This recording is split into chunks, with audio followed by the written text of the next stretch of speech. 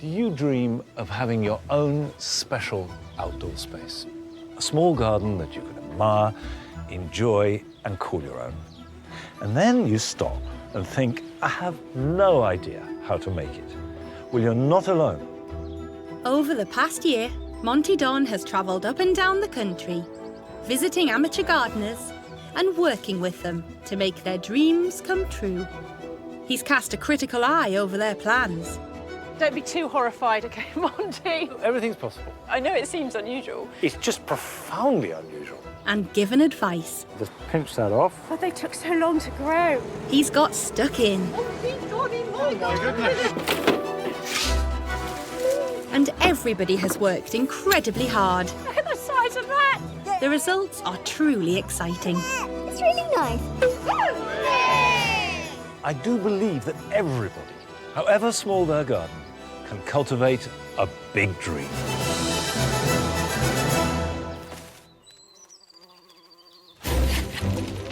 This time, Monty's meeting two sets of gardeners who want to turn their outside space into a paradise for others. Well, at least the woodchip's a result.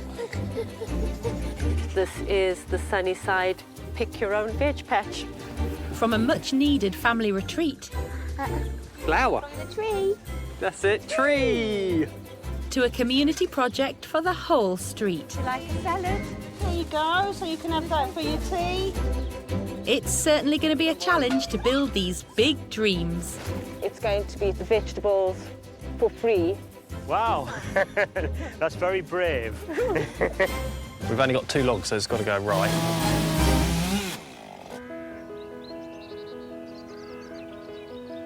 Emma and Josh moved into their house in Findon, Worthing 1 year ago. The house was a stay. We've just slowly been doing things to it, and then one of the last things left is the back garden. Yeah. But the garden is in a pretty bad way. It's totally overgrown. It's I embarrassing. can't even go out there, No. basically. It's encroaching on the house. The couple need to create a family garden for their 2-year-old son, Noah, who was diagnosed with Down syndrome at birth. We want to create a garden for our whole family, but specifically a garden for him. He's a little pickle, isn't he? Yeah. He's just a lovely little charming boy. He's our little champ, isn't he? Josh taught himself to garden. He works within the local community, but has never undertaken a project on this scale before and is desperate for Monty's guidance. Josh is good at putting a plant in the ground, but he hasn't had any experience in designing a garden. But it's going to be a team effort all round. I wouldn't put anything in the garden without running it past the boss first. You get final say, but I think you like to make me feel like I had the final say. You're quite clever like that. Thank you. I feel like we should high five now. OK.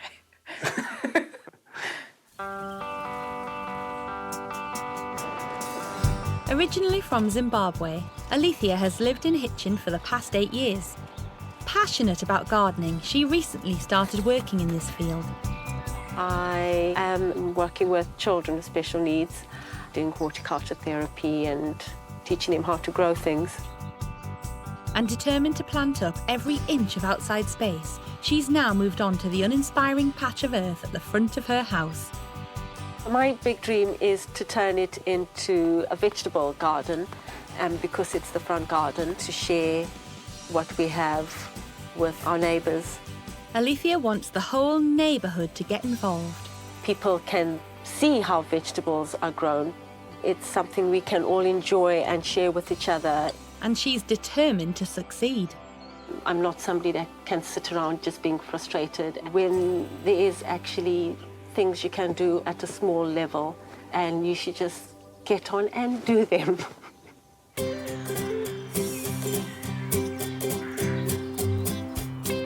First up, Monty is on his way to Findon to meet Emma, Josh and Noah.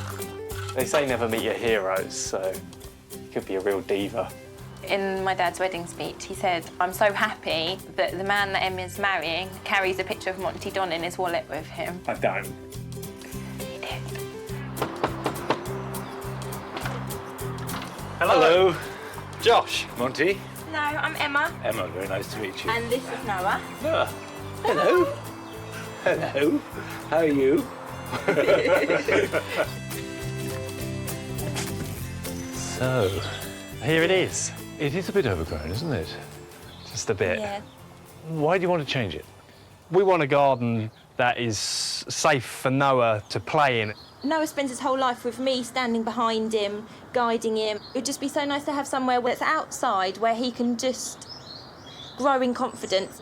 Are there any specific things that you think he needs? Noah's got hearing loss, so we were hoping to make an area where some grasses, where when you brush through it encourages him to listen to the sounds. We'd like him to have plants that he can feel and touch, and even if that's like from a furry leaf to soft fruits, where it's something he can just pick and eat. Presumably, you want it to look nice and be nice for you, too. Yeah. We're not making like a garden Yeah. for Noah, we're making a garden which he can embrace, but it's a family garden. Do you have a budget for this?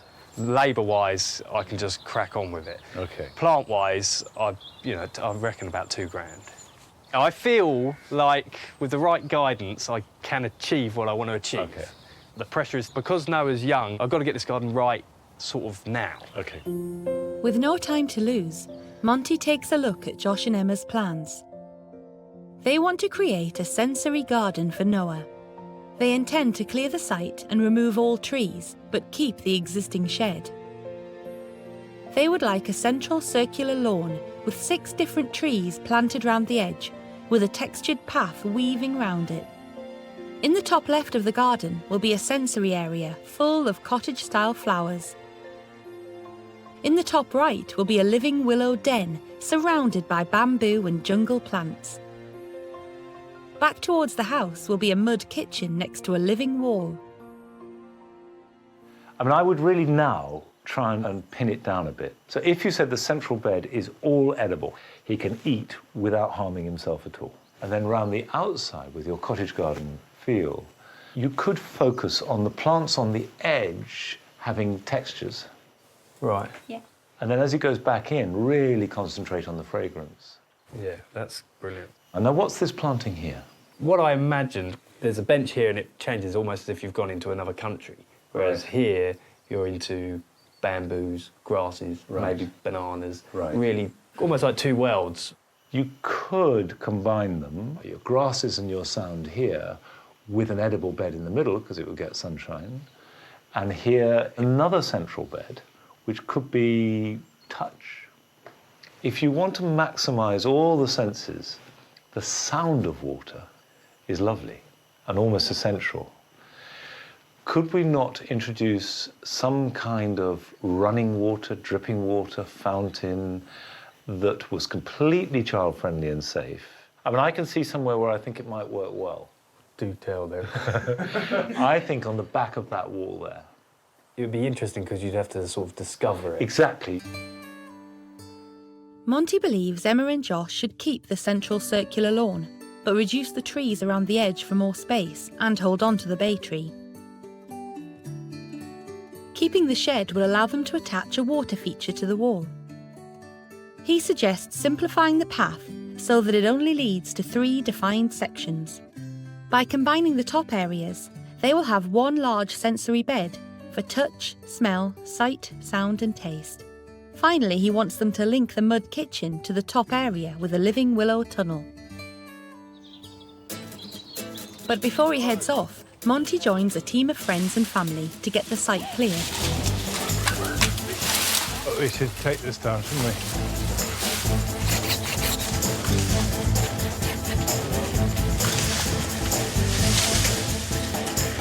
Christ, it's already so much bigger, isn't it?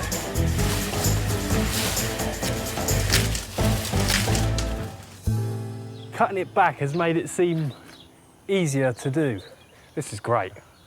What's Noah going to think when he comes home? He's going to grab a rake.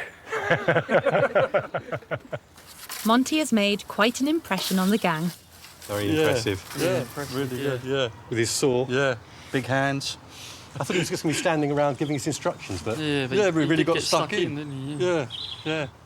At the moment, I'm just a bit shocked about how much it's all been hacked back, and it looks quite a bit more daunting now. It's always good fun clearing a garden. There's a sense of actually getting to grips, literally getting to grips and clearing away the old so you can bring in the new. But that is just the beginning, and everything from now on in, right up until the planting, is going to be more tricky. It's not every day you get to garden with your gardening hero. I've had an absolutely brilliant day.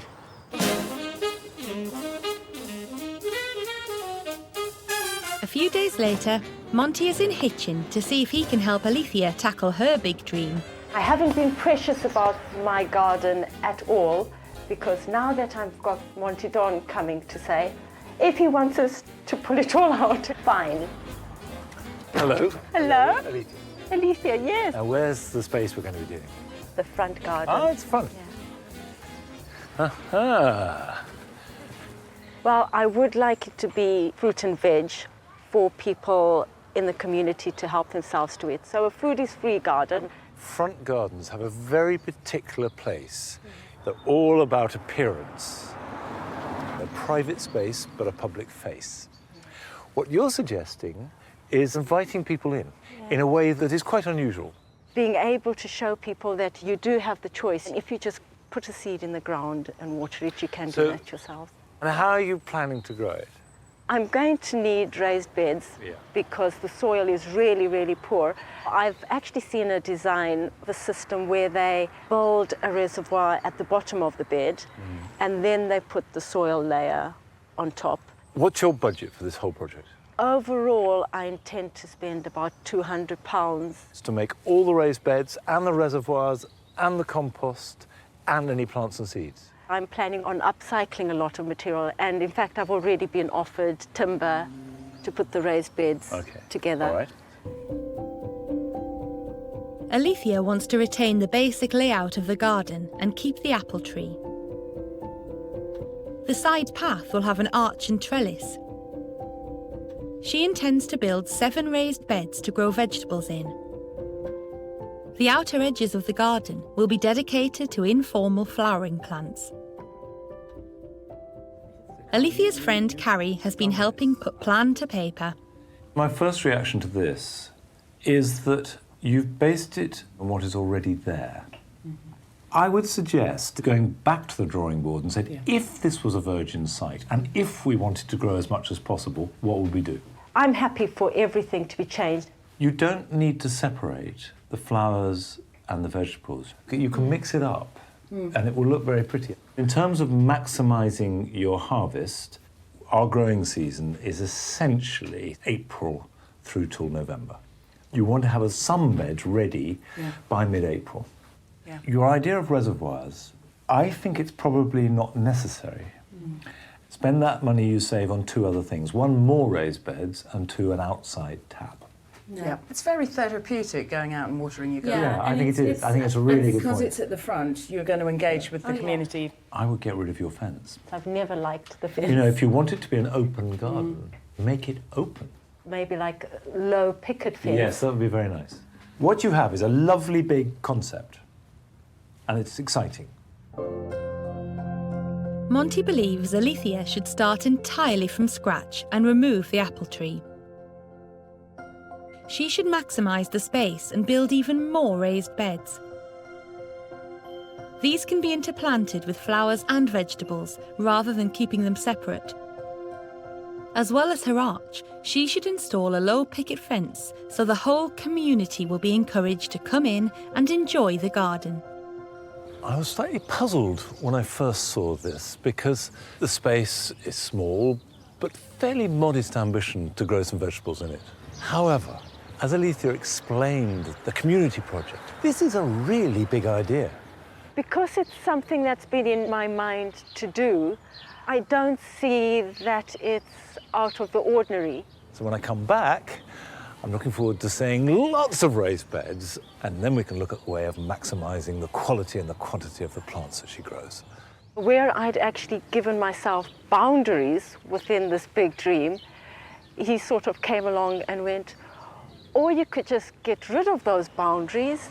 That just allowed me to think bigger. Alethea wastes no time in getting cracking. I quite like this colour. It reminds me of holidays in Cornwall. and, inspired by Monty's visit, redesigns the garden to include more raised beds. Such a small garden, capitalising on the space is the best bet. It's all a work in progress. Most importantly, the word is out on the street. Do you want to put me to work? Yes, please. If somebody has a vision, has a dream, and they put their time, their effort into it, they can make it happen. And dreams can become reality. If it's going to be a community garden, getting people from the community involved from the beginning would make people feel it's more their garden.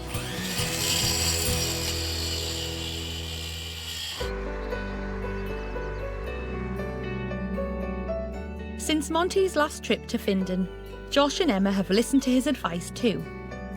They've combined the top of the garden into one sensory area and intend to link this to the house with a willow tunnel.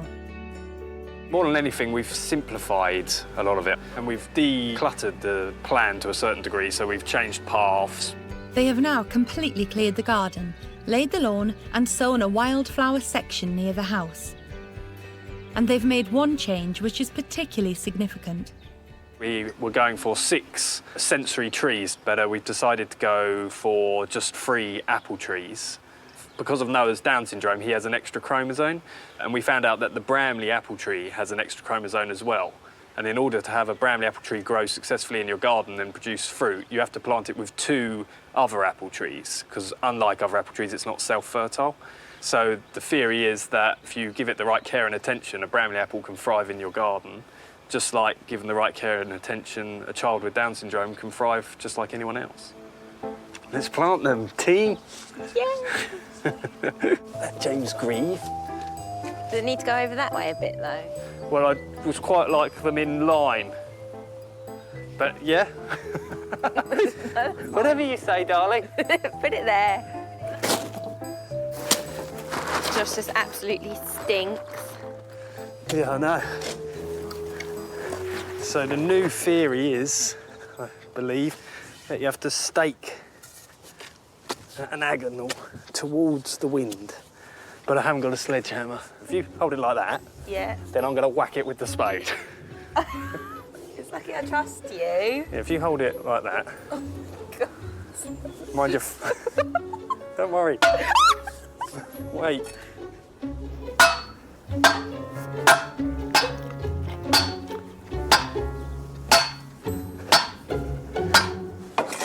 Like that.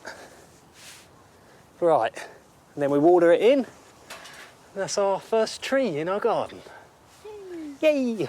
I think Noah will really like looking at it when it's this height, because he's going to like looking at all these little blossoms, isn't he? I know it's a very dad thing to say, but another reason I picked them is because they never grow too big, so it'd be perfect for climbing, I was thinking. Should you have a look? Time to see if the main man likes it. That's it. Flower. On the tree. That's it, tree. Good signing. I feel like today, just getting those 3 trees in has totally changed the outlook of the garden. Once they're actually in the ground and they're staked. Yeah, it's starting to feel more like a garden now, isn't it?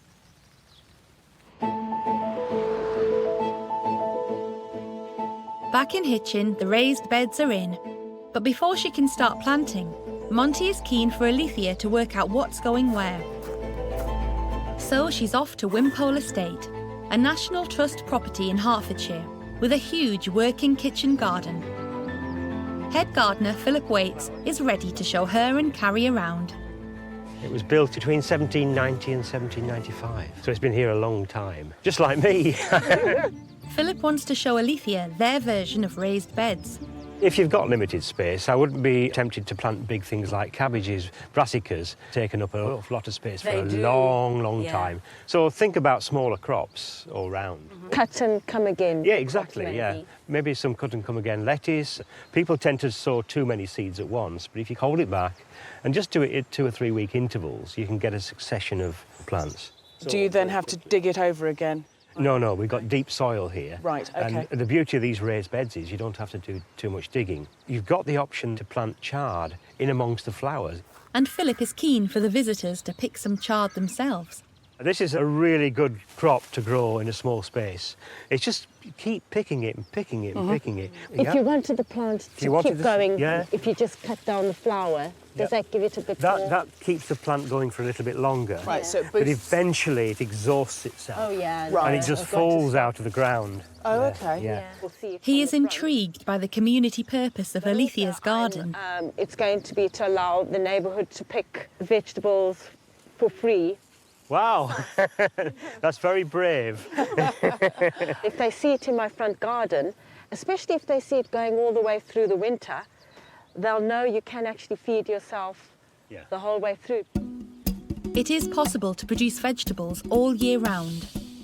Philip suggests sowing beetroot for spring colour, runner beans for summer harvest, red cabbage for autumn produce, and parsnips, which will survive those winter frosts. Coming out here and seeing how there's so much going on, vegetables and the flowers and all the colour, it just shows you that you can have a productive garden all the way through the year. A lot of advice was given. It was great. It's a really good visit. But the real challenge for Alethea isn't about growing vegetables. It's about encouraging the neighbourhood to treat her front garden as their own. Which is why the pair are now at Cranbrook Community Food Garden in London. Set up by estate residents, it is free to join and members grow and share crops with each other. Laura? Coordinator Laura Buckley explains how the system works. Nice to meet you, Lydia. We have a start-up meeting at the beginning of the year, and we ask our members if there's any crops they'd like to grow. We have a to-do list that anyone can add to if there's a job that they would like to be done in the garden, and we ask people to work from that list before they do other chores in the garden. Alethea is keen to find out how much everyone really joins in. How do you share the produce? Larger, longer growing crops like the pumpkins, we would set a date when we were going to take them off the vines, and then depending on how successful that crop is, we'll either have one each or share them round. Certain vegetable, when it's ready, like the kale. So I ask people, once the leaf is at about 5 or 6 inches long, whether you want to eat it or not, you should take it off of the plant. That's a good idea. And Laura has some top tips on how to keep the locals coming back for more. Put a specific task, advertise that near your garden. We need help to do this specific task. We'll be doing it on this date. There'll be tea and cakes. Please come and help us. We just try and keep it as many people invited into the garden. So by having your events and putting out requests for things. It's like a little oasis in the middle of the housing estate. Very good day, seeing what's possible if communities and people put their minds to it, what you can achieve. In Findon, Emma and Josh have been motoring along with their sensory garden. The first element is a cobbled path for Noah to explore. The idea is to encourage him to walk on it. He can crawl on it. Walking on this is a bit more difficult and he has to work a bit harder, so it will strengthen everything. And then you've got the grass, wood chip, and then gravel. So we've got a mix of different textures and feels. Today, Josh's dad Bob is back to help with the next sensory element, a circle of wood chips complete with bench. But they've already come up against a problem. That's that Russian vine that was over the whole garden. Will it grow then? Definitely. Look at that. This is just to keep the worst of the weeds from coming up through the wood chip.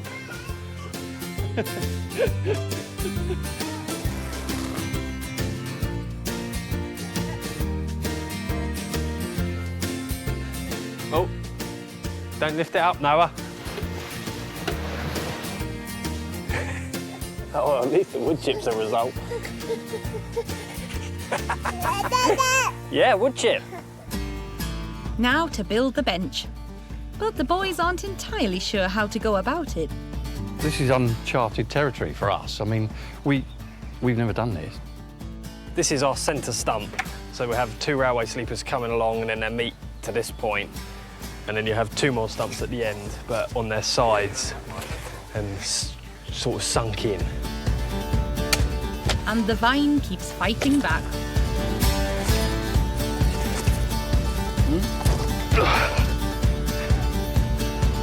Time to get the chainsaw. No going back now. We've only got 2 logs, so it's got to go right.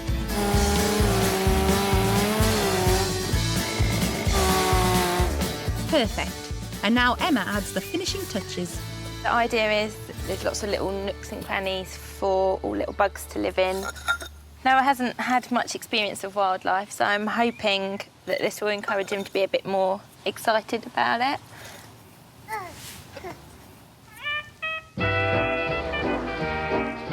In Hitchin, the garden design now maximises the space and includes more raised beds. Alethea has been flooded with donations and help, but people are still wary of it becoming a proper public garden. It's not something that will happen overnight, but even if it's just people walking by and having a look and taking an interest, the shorter one. Today, Alethea is building a structure for runner beans to grow up. I've chosen this bed because from the front, that bed won't be obscured, because I'd like it to look attractive from the street as well. Local gardener Paul is dropping off some soil for free. She put it on a website. She needed topsoil and some manure and some leaf mould. So I said, I've got tons of it. Life isn't all about money, it's try and help people along. But he is wary of how hard it will be to get the whole estate involved. It needs something like this in Hitchin, but more of it. They don't grow no veg. There's allotments empty. And Alethea is starting to understand just how big a challenge this little front garden has become. I initially just had the feeling of it was some feel-good thing. I think actual management needs to happen. It's certainly attracting attention, but folks are sticking to their side of the fence. It's your garden as well. Don't be shy. Come in with a watering can if you see something. As Monty predicted, it seems the biggest challenge is persuading the neighbourhood to treat this garden as their own. Over in Findon, Emma and Josh are feeling the pressure too, but for different reasons. A certain gardener is on his way to find out how they've been getting on. It was carnage when Monty was last here. Trees almost fell on people. You could smell the testosterone in the air that day. When I left Josh and Emma last time, their garden was literally falling around them. Absolute chaos, but of course that was the beginning. Having Monty like the garden for my own ego is massively important, just because to get his approval, being the king of horticulture, would be fantastic.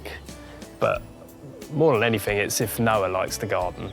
What I really want to get on with today is making sure the planting is right, because what Noah needs is quite a subtle garden. Lovely to see you again. And you. Hello, Noah. Hello. Bare soil, ready for planting. How prepared is the soil? Have you dug it? I made a massive mistake because I dug a lot of weeds up I can, then I took a rotavator to it, and then I cultivated thousands of bindweed. It's the classic mistake. You shouldn't let a rotavator near anywhere that's got any weeds in it.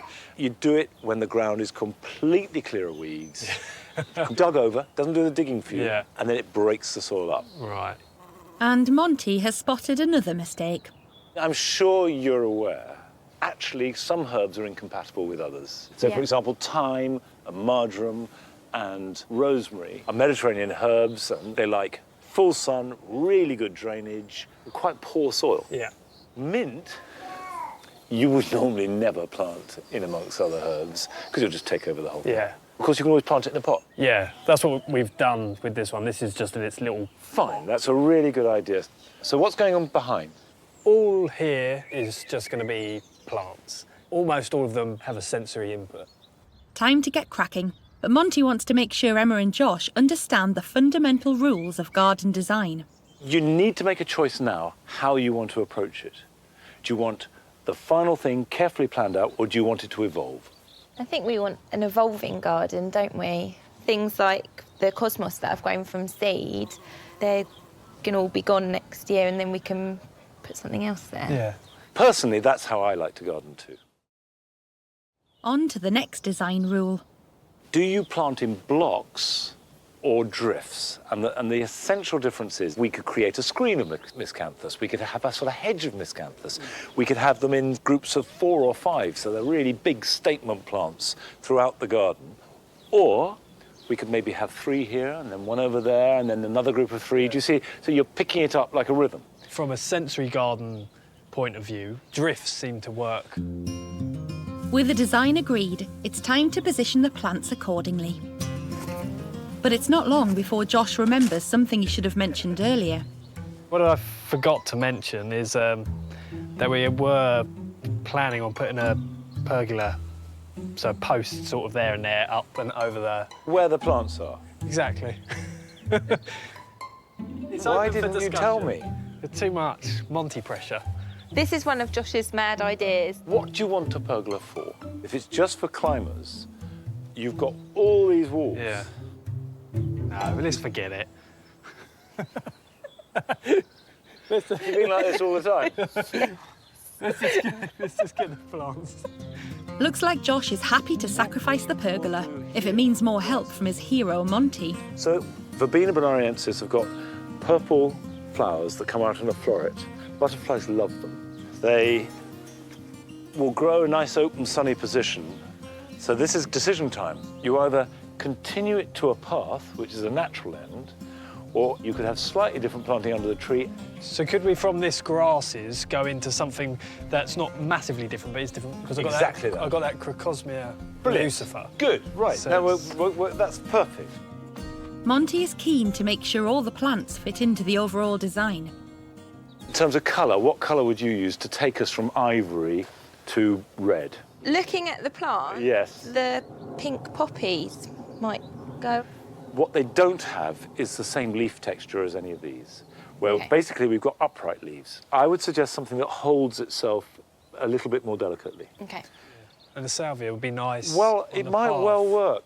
Monty leaves Josh to finish placing the shrubs while he concentrates on one key sensory element with Emma.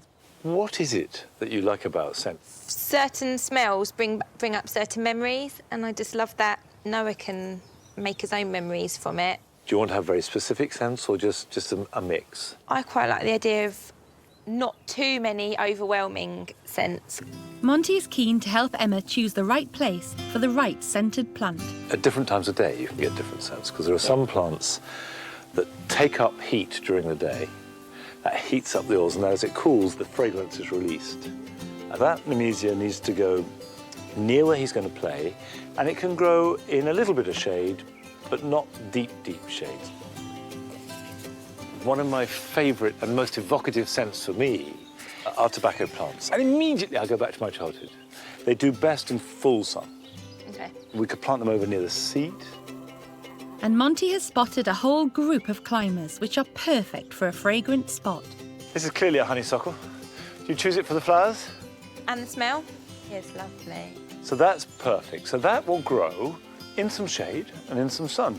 They're really good plants, and you can grow them up trees, you can grow them on trellises, you can grow them against a wall. You know, they're very, very variable. If I plant it right against the wall, 2 things are going to happen. 1, the roots are going to be constricted by the wall itself. And 2, when the rain comes, the wall takes up an awful lot of the water. So what you do is you angle it back.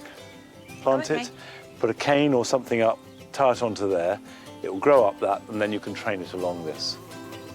Time to see how Josh has been getting on with the sensory border.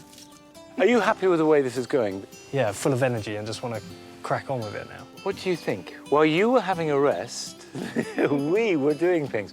If you can get these in the ground, the ones we laid out today, Yep. and then continue this system of just building up colours, building up height, texture. Thank you very much. Bye-bye. Bye-bye. I come away from this garden really feeling uplifted. It's been a real masterclass on just how to plant borders up. I kind of felt like I needed a notebook. If they keep the energy going, it will become a beautiful garden. I feel really inspired and educated. Yeah, it's got the ball rolling, definitely. Back in Hitchin, Alethea has been romping along with the veg. But it's not the community garden of her dreams just yet. There are two critical things at this point. The first is to make sure that the beds are made, seeds are sown, and as much is planted as possible. And the second thing, which is equally important, is how she is sowing the seeds within her community and neighbourhood. Hello. Hello. Oh, hello. Show me the detail of what you've done. You've used scaffold boards, have you, for your raised beds? Yes, scaffolding boards from a local scaffolding company. Right. Those are somebody's rabbit or chicken hutch bits. And these are peas growing up them? There's peas growing up them. Your beds are more or less made. So what about seeds, seedlings and plants? I've got all my seedlings over there. We've got some courgettes and tomatoes. Dill, Yeah, aubergine, yeah. chilies from chili seed from a local restaurant. So we want to get this planted out today. As much as possible. Right. Whereabouts are these going to go? Monty has got some top tips for raised beds. I like to plant right to the edge of them, and then the roots go back inwards, because it just allows more space in between for your other plants. Okay. So let's get the corn in place first. Corn is wind pollinated. Yes. So you never plant it in rows, you always plant it in blocks, because if the wind always comes from this direction, it may just blow the pollen away. Basically, always a grid, never in just a row, because otherwise there's a risk they won't pollinate. Yeah. And he's also full of advice on how to pack it all in. On raised beds like this, I think intercropping, closer spacing than normal. If in doubt, squeeze an extra one in. I tend to have a basic unit of spacing, which everything gets spaced out, which is the span of my hand. I think it's more productive to have more smaller things than a few bigger things. When you're planting tomatoes of any size, you want to bury it as deep as possible. Yeah. Bury it up to the first leaves. It'll grow roots from the stem and it'll anchor it more firmly in the ground. And Monty is keen to maximise all the space possible. So what's coming in here? I was going Just to just simply leave that because of that. But you can't afford the luxury of that. Yeah. I'd put some more bush tomatoes in there. I would pack it in and get 2 bush tomatoes in there and then even underplant it with lettuce. 1, 2. But Monty is more concerned about the real dream for this garden. Are people coming in to pick? I mean, are you Not having... yet, because it's still a work in progress. But what... Oh, children I have. Yeah, but how are you going to let people know that it's not work in progress, its doors are open now? I'm going to put a sign up. Right. A proper sign. And I did think I'm going to have an honesty box and just say, it's all free, but If you wish to make, if you wish to make a donation towards compost. Why not do it to a charity? Yes. Whether it's the local school or a hospice, and then if you let people know, you said we raised £100 and that went to so-and-so. That's where my signpost, my notice board will your notice board will come in. Very good. With the plants in, Monty also has some tips on feed. I'm a great fan of comfrey and nettle feed, which of course has the great advantage of costing nothing. It's organic and incredibly effective. Luckily, Alethea knows just the place for a spot of comfrey and nettles. I tend to cut it right off at the base like that. Okay. Comfrey, more than any other plant, seems to absorb minerals and also has a huge amount of protein. But because it stores elements so very well, it then transfers them. So it's very good to make a tea from, it's very good to add to a compost heap. You can just lay the leaves on the ground. Just lay them as a mulch. I do that with tomatoes every year. Nettles have much more nitrogen, so they produce leaves and foliage. Feed nettles earlier in the year to get a nice big plant, and then feed comfrey from about mid-June onwards, and that develops the fruit and the flowers. The way I do it is I cram them in, and essentially I infuse it. So I'm not pressing it, I'm not extracting it. Now we just fill it up so we cover the foliage. Leave that for 3 weeks. Okay. And then strain off the liquid, and that is your concentrate. Okay. And don't use it more than once a week. Having the nation's favourite gardener helping out just might be beginning to draw in the locals. There's Mr. Hi, Charles. Alethea. I've got some freebies for you. Oh, excellent. Thank you very Hello. much. What are they? What type of tomatoes? The tomato roma. Will you be passing by and picking vegetables from here? Oh, yeah. It's easy enough to do because I'm not far from here. So if your allotment doesn't do very well, you can come here. I can always come back here. He was saying underplant stuff, cram things in, the closer the better, which I think is a great idea.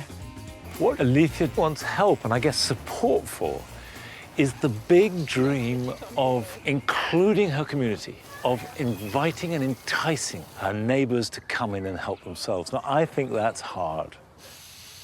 Having somebody who's the gardening guru of Britain saying, this is a fantastic idea, go ahead, everybody, plant vegetables, I think is really good. In Findon, Josh has been working hard and the garden is starting to take shape. He is determined to create something really special for Noah. So he's off to Wisley Gardens in Surrey. Founded in 1878, the gardens are celebrated for their experimental and diverse planting schemes, and Josh is keen to explore their dedicated sensory garden. Curator Colin Crosby is on hand to show him around.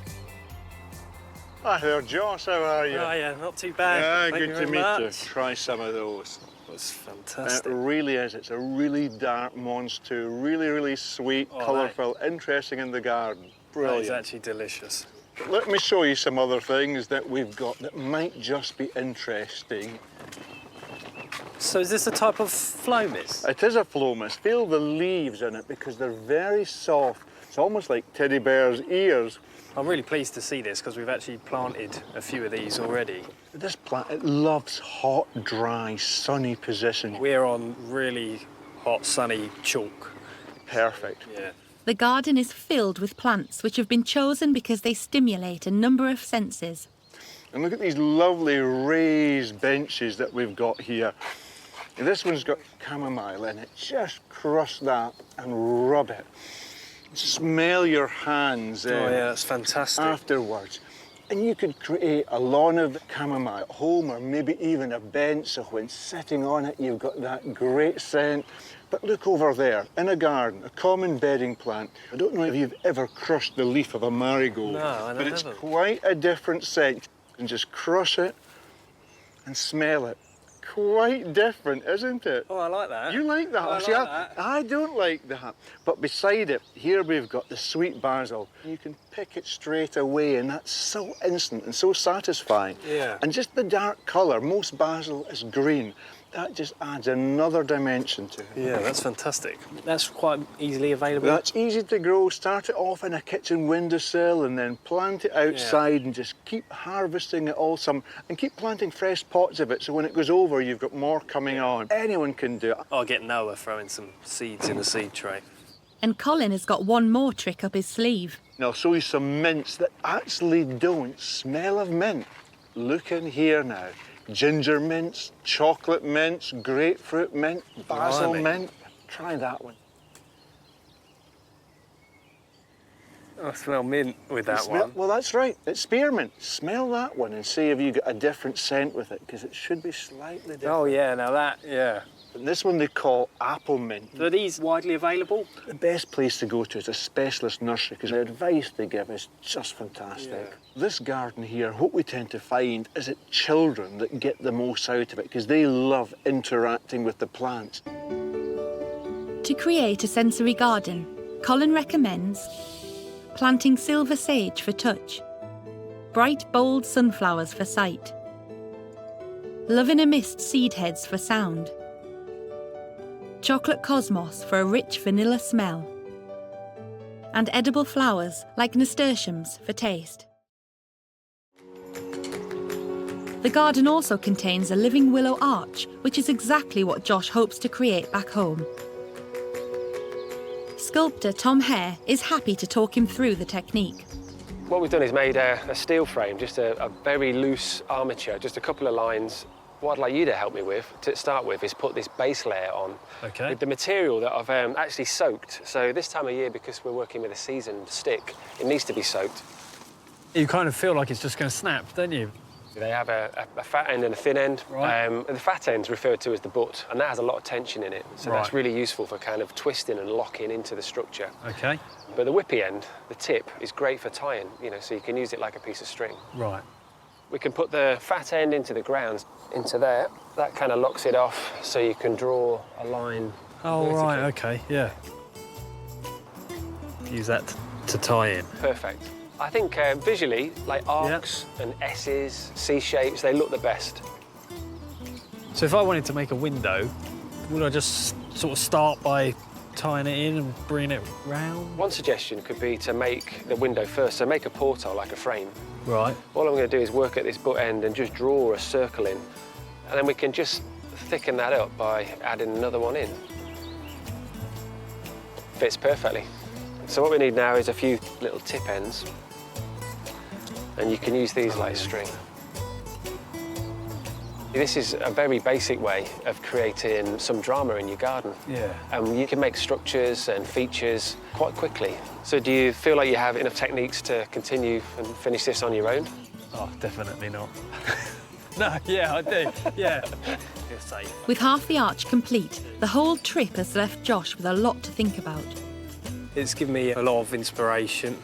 I like having a selection of the same plant, but each one having different smell, a different element. It's been brilliant.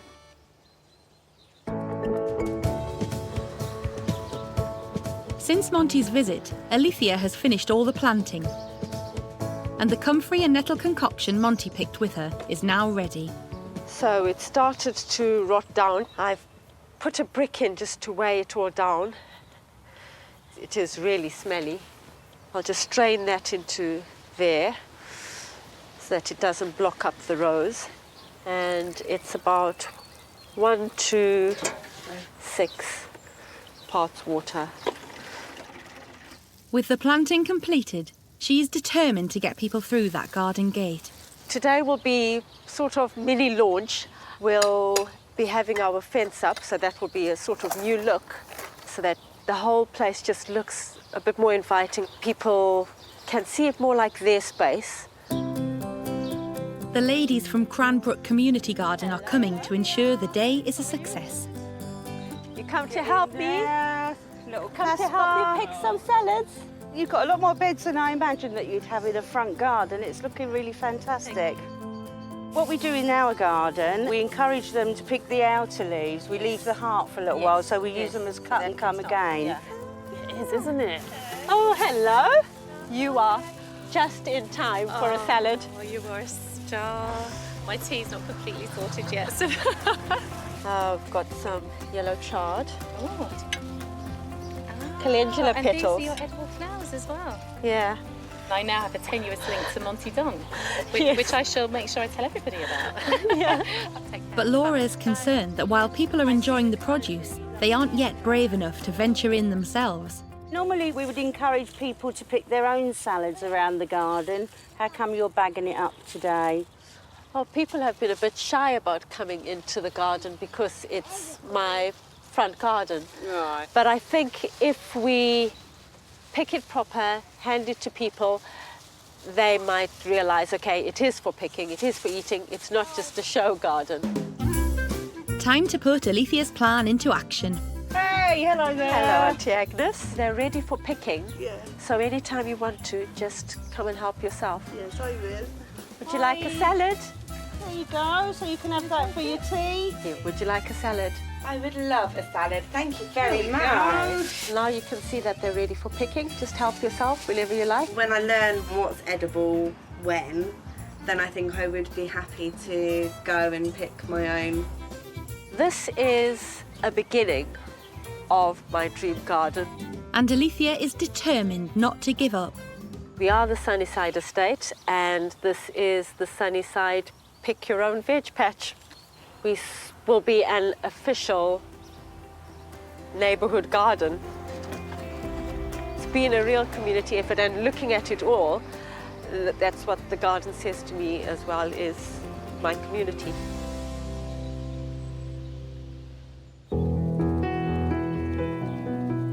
In Findon, Josh has brought back the willow arch so Emma can help him finish it. but there's a problem. Put it like, so you hold it like that, and then just start. Oh. It actually looks quite difficult. Tom said that we have to use this willow within a couple of days, but I left it too long, and they're all snapping. So that's why we're out in the pouring down rain, because I kind of got to do it now. I can imagine it being a bit easier if it was a bit more flexible, but I think this is really good. Looks like Emma isn't entirely convinced. It's nice and sunny and hot Yeah. when you've got a fun day out at Wisley to do it. That's right. And now I'm here doing it in the rain. I came home to show you the art of willow. Maybe I should have soaked it again. I can't really remember what he said. Let's make this more our own creation and use that it keeps snapping to our advantage. Yeah, if you have a few coming up, it could look quite cool. Yeah, add more height to the garden, wouldn't it? Yeah. Oh, it's really cool. Yeah, it works. It does, doesn't it? Josh has bought some of the sensory plants he saw at Wisley as well. So this is chamomile, which I'm going to plant just at the front of the willow arch. And it withstands a little bit of treading on, it can take a little bit of knocking, and it smells fantastic. We're planting the thyme so that when you walk onto the garden, it releases the thymy smell. And also we chose this variety because it's woolly, so it's like an added extra texture.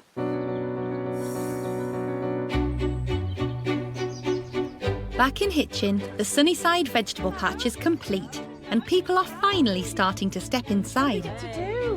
Hopefully have shown people that it's not so taboo to have vegetables and food in your front garden. It does jump. And you can have food out of the ground the whole year round. Time for Monty to come and formally declare this garden open. I'm excited and nervous at the same time, but I'm looking forward to it. Alethia's garden is a puzzle, and I am fascinated to see if she's had any success with this and what people's reaction has been. Hello. Hello. Lovely to see the garden so full. Just 5 months ago, Alethia's front garden looked the same as everyone else's on the street. Now it has been utterly transformed. The garden has been carefully designed to include 10 raised beds, separated by a path planted up with red clover and rye. Each bed is packed with an abundance of vegetables, such as runner beans and chard, which have been generously planted to maximise the space. Edible flowers such as calendula and pansies have been interplanted within the vegetables to create colour and interest. And each bed has been carefully labelled to entice people into this space to pick for themselves. I remember the first plans were not really aggressive enough on the use of space, and I encourage you to pack it in. Do you think that was the right idea? Oh yes, that was a brilliant idea. I have kept that in mind to just make sure that there's always something going in the spaces. Remind me what your budget was. My budget was £200. Thankfully, that's where the community involvement and community coming together to help. How much have you spent? I've spent £150. Really? So you're under budget? Under budget. How have people reacted? That's been the best part of this garden. People are saying, are you continuing this then? Like, yes, it's an ongoing thing. It certainly is. The whole estate has arrived to pick their own veg for tea today. I would just like us all to just give Alethia a really big hand. The strawberries are nice and close to the pavement, so my little daughter always sneaks through the fence and grabs a handful on the way into town. I'm really envious of her tomatoes because I can't grow them in my back garden. Well, maybe you should grow them now in your front garden. Yes, I know. I think Monty was impressed and happy to see how people have, in fact, got involved. It's been really good to see that people wanted to continue. I was quite sceptical about Alethia's dream. But if this garden sows the seed and persuades other people to grow vegetables and share them from their gardens, then that's a very big dream.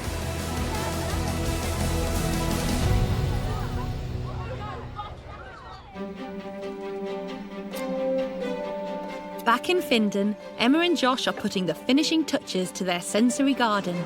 To be honest, I'll be quite pleased when Monty's been, and then I can stop hearing, oh, I hope Monty likes it. To have the head gardener of England to say, you've done a good job, that's amazing.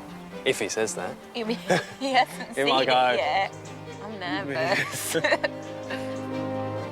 The main purpose was to provide Noah with a safe place. It's got to be beautiful and inspiring for the adults, and at the same time be a haven for Noah. Now, Judgment Day. Hello. Oh, hiya. It looks fantastic. In just 5 months, Emma and Josh have managed to turn this overgrown patch of earth into a stunning family garden. A cobbled path leads you from a willow arch to a rustic play den, and round to a seating area complete with fountain. A circular lawn is surrounded by borders filled with colourful and fragrant plants, which have been chosen to fit into the sensory theme. Grasses for touch, salvia and honeysuckle for scent, and an array of herbs such as chamomile and rosemary for taste.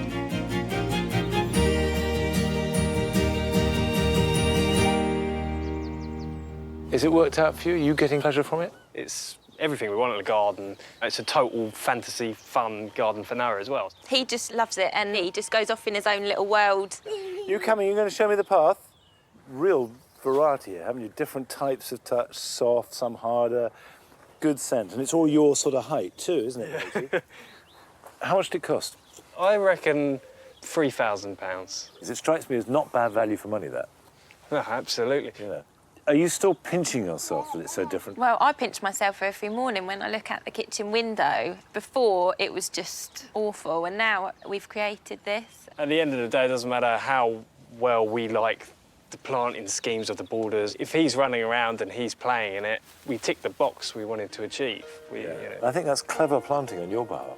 Oh, that's made my day, made my year, made my life. Hi. And Noah isn't the only person who is enjoying the garden. To the garden and to Noah, to both of them. Cheers. Cheers. Wouldn't have believed it could look like this. It's fantastic. Yeah. It's better than I expected.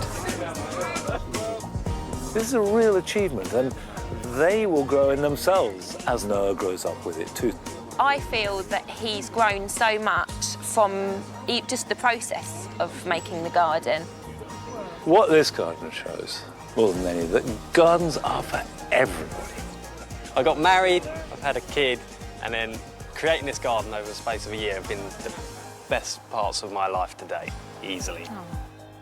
I'd recommend anyone who has a big dream to just go for it.